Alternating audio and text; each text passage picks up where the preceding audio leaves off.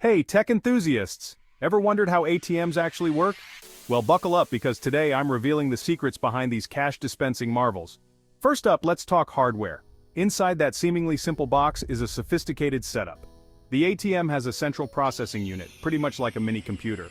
Then there's the card reader, which scans your card's magnetic strip or chip. This is connected to the keypad and display screen, where you punch in your PIN and make your selections. But what happens when you insert your card? It's all about verification. The ATM sends your card information and PIN to your bank's server, through a secure network of course. If everything checks out, the server sends back an authorization code. This code grants the ATM permission to let you access your account. Now here's where it gets even more interesting.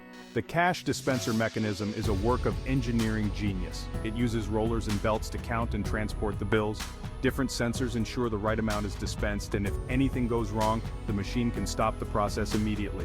The ATM's brain, or the central processing unit, controls everything, from reading your card to dispensing cash. It's been programmed with complex algorithms that handle transactions securely and efficiently. And let's not forget the receipt printer, which logs your transaction and provides that little slip of paper as proof. Security is a huge deal for ATMs. That's why they're built with tamper-resistant features, surveillance cameras, and encrypted communication. Some even use biometric authentication. So, next time you withdraw cash, remember, there's a whole world of tech working behind the scenes. It's not just a box, it's a marvel of modern engineering. Thanks for watching. If you found this video insightful, don't forget to like, share, and subscribe for more tech secrets revealed. Catch you in the next one.